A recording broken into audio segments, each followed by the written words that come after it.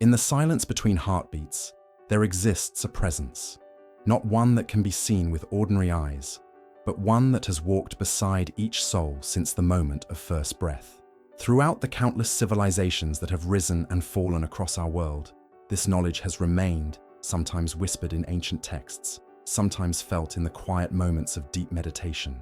The dying have spoken of it for centuries, that profound moment when the veil between worlds thins and they become aware of who has been waiting. Not a stranger, but the most intimate of companions. Not a judge, but a guide who knows every triumph and failure, every joy and sorrow that has shaped the journey.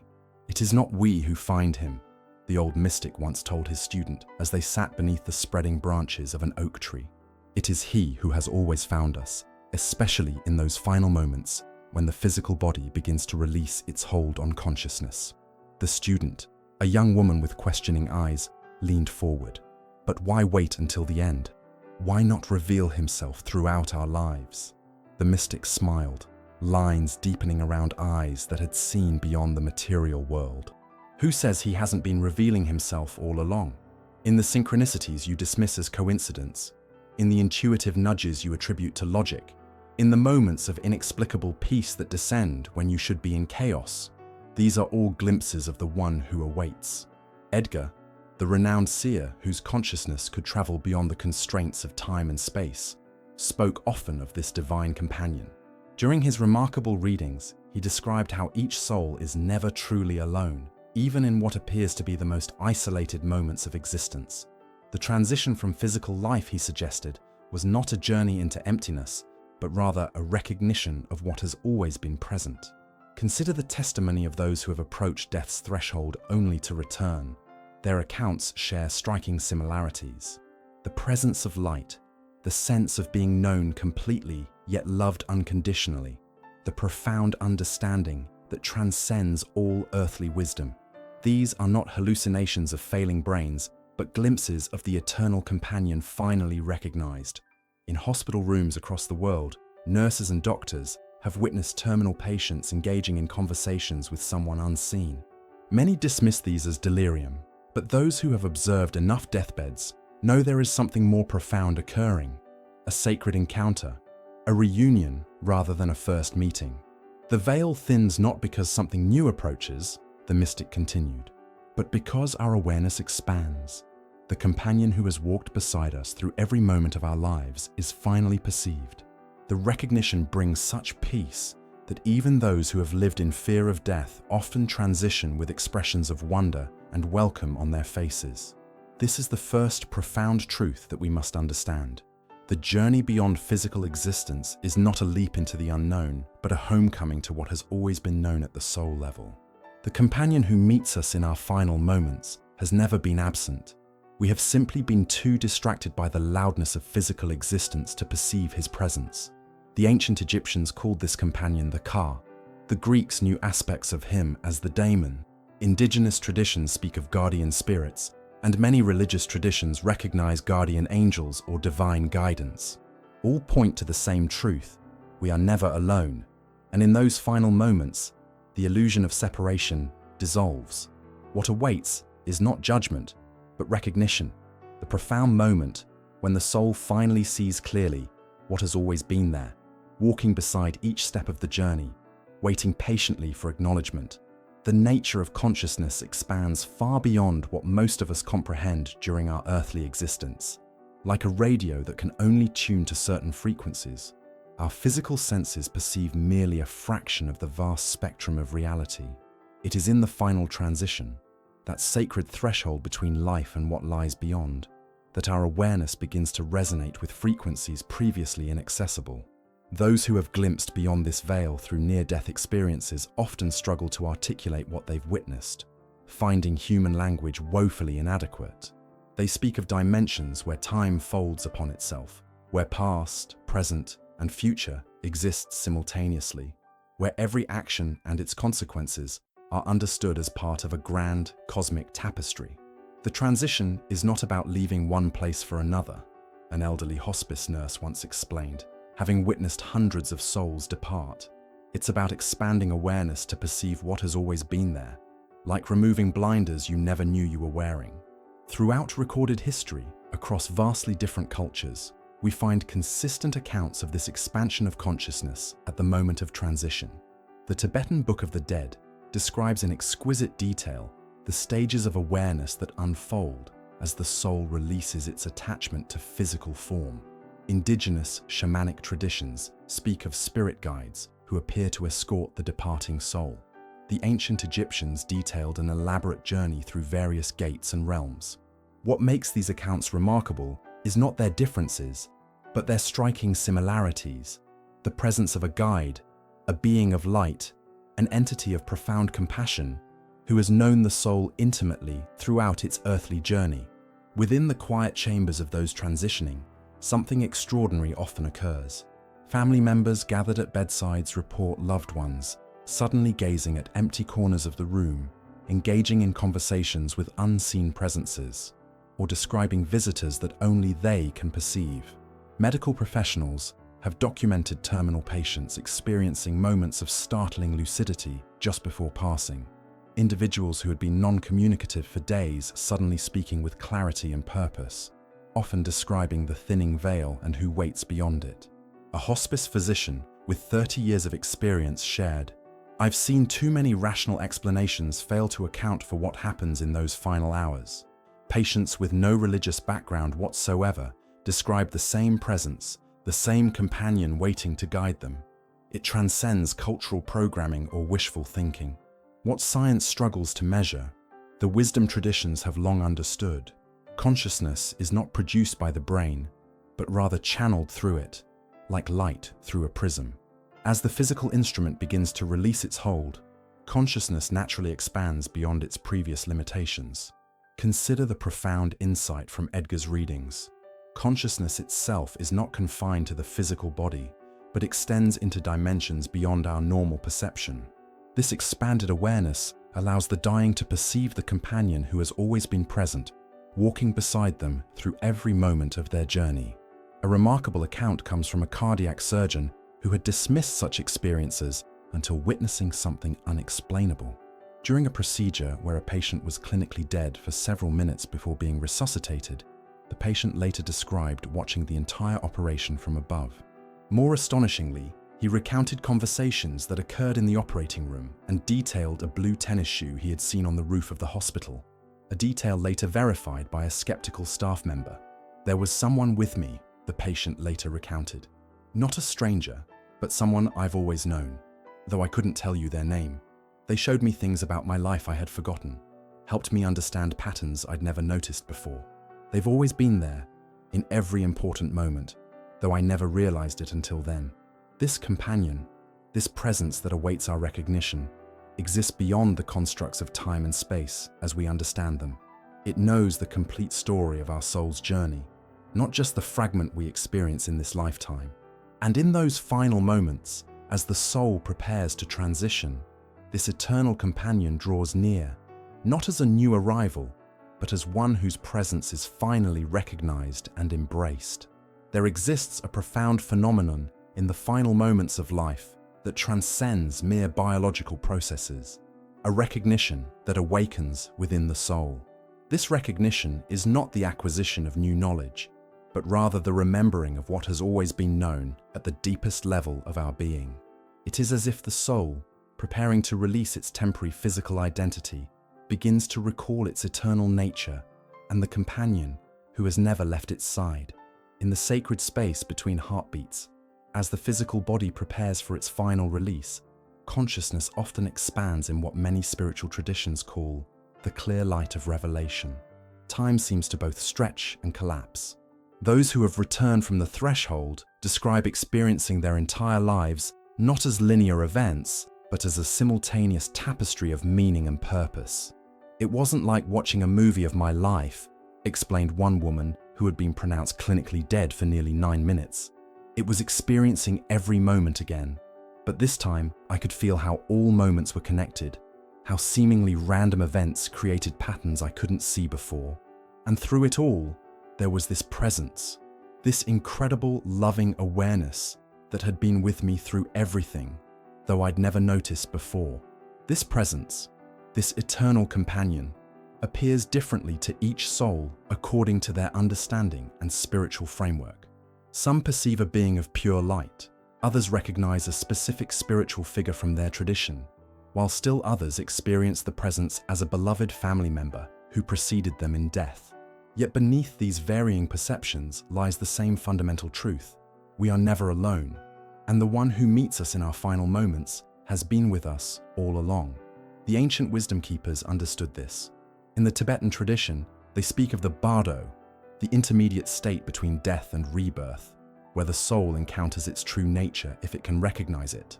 The Egyptian Book of the Dead contains elaborate instructions to help the departed soul recognize the companions and guardians who would guide it through the afterlife journey. These weren't new beings to encounter, but eternal aspects of existence that had always been present, waiting to be recognized. A remarkable aspect of this recognition is how it transforms the experience of dying itself. Those who work closely with the dying, hospice nurses, palliative care physicians, spiritual counselors, consistently report the phenomenon of terminal lucidity. Even patients with advanced dementia or in seemingly unconscious states often experience a window of startling clarity in their final hours. I've seen patients who hadn't spoken in weeks suddenly become alert and engaged, shared a long-time hospice nurse. They often describe seeing someone waiting for them, someone they recognize at a soul level. The fear disappears, replaced by a profound sense of homecoming. In the wisdom revealed through Edgar's remarkable consciousness explorations, this recognition was described as the soul's natural awakening to its true identity, beyond the physical form. The companion who meets us is not a stranger, but the most intimate aspect of the divine that has been individualized as our guide throughout the soul's journey. Consider the case of a prominent neuroscientist who had spent his career arguing that consciousness was merely a product of brain activity.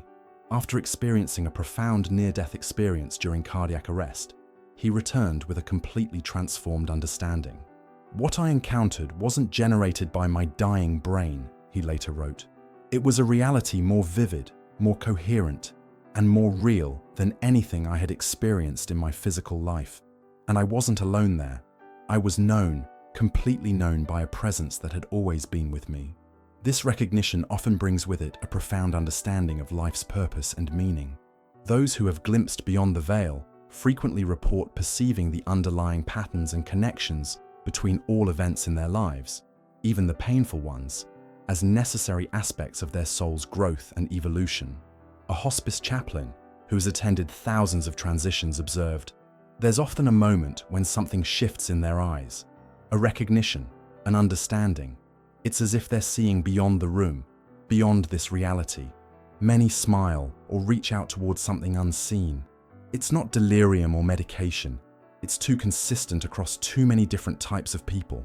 They're recognizing the companion who has always been there, walking beside them through every moment of their lives."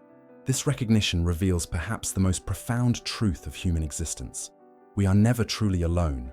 The seemingly vast gulf between the divine and the human, between spirit and matter, between the eternal and the temporal, is an illusion born of limited perception. In those final moments, as the soul prepares to transition, the veil of separation thins, and we recognize what has always been true. The companion who meets us has never left our side. In the final moments of earthly existence, when the physical body prepares to release its hold on consciousness, something extraordinary occurs, a reunion beyond mortal understanding. This is not a meeting between strangers, but the culmination of a relationship that has existed since before the first breath was drawn. It is the moment when the soul fully recognizes the companion who has walked beside it through every triumph and tragedy, every joy and sorrow, every moment of light and darkness. The wisdom traditions across time have spoken of this sacred encounter in different ways, yet all point to the same profound truth. We do not journey into the unknown alone. The Sufis speak of the beloved, who has been calling the soul home throughout its entire existence. Christian mystics describe the divine spark that has always resided within, finally reuniting with its source. Indigenous traditions speak of ancestor spirits who have never ceased watching over their descendants. "It is not a departure," whispered an elderly woman in her final hours, her eyes fixed on something beyond the hospital room walls. "It is a remembering of what I have always been, of who has always been with me. Those gathered around her bed reported a profound shift in the atmosphere of the room, a palpable sense of presence, of welcome, of homecoming. This companion, this divine presence that meets us in our final moments, knows us more intimately than we know ourselves. In the expanded awareness that often accompanies the transition from physical life, souls frequently report experiencing a life review unlike anything that could be conceived within the limitations of ordinary consciousness. I saw every moment of my life simultaneously, recounted a man who had been revived after a near-fatal accident. But I wasn't seeing it alone or being judged. I was experiencing it alongside this presence that showed me the ripple effects of every action, every choice, not with condemnation, but with profound understanding and compassion. I felt completely known, completely understood, completely loved, despite everything. In the vast collection of insights revealed through Edgar's remarkable consciousness journeys, this experience was described as the soul's recognition of its true identity beyond the temporary physical form. The companion who meets us is not an external entity, but the most intimate aspect of the divine that has been individualized as our guide throughout the soul's eternal journey. What makes this recognition so transformative is not just the awareness of never having been alone, but the profound understanding that even our darkest moments served a purpose in the soul's evolution. The pain, the struggles, the seeming failures, all are perceived from this expanded perspective as necessary aspects of growth, as opportunities for the development of compassion, wisdom, and love. A hospice physician who has accompanied thousands of souls in their final transition observed, "Those who fight against the transition often seem to be struggling with unresolved guilt or fear of judgment. But something remarkable happens when they finally glimpse who waits for them. The struggle ceases. There's often tears, sometimes laughter, but always a profound sense of release. They recognize that what awaits is not punishment, but understanding, not condemnation, but completion. This eternal companion knows every facet of our being, the light we've cultivated, and the shadows we've hidden even from ourselves. Yet in that final recognition, souls discover that they are loved not despite their imperfections, but with complete awareness of them. The companion who meets us sees the wholeness of our journey, understanding how even our missteps served the soul's evolution. Consider the testimony of a woman who had been clinically dead for 6 minutes. "I expected judgment for all my failures, all my mistakes. Instead, I encountered a presence that showed me how every struggle had expanded my capacity for compassion, how every pain had deepened my ability to connect with others in their suffering. Nothing had been wasted, nothing had been meaningless, and this presence had been with me through all of it, though I'd rarely noticed."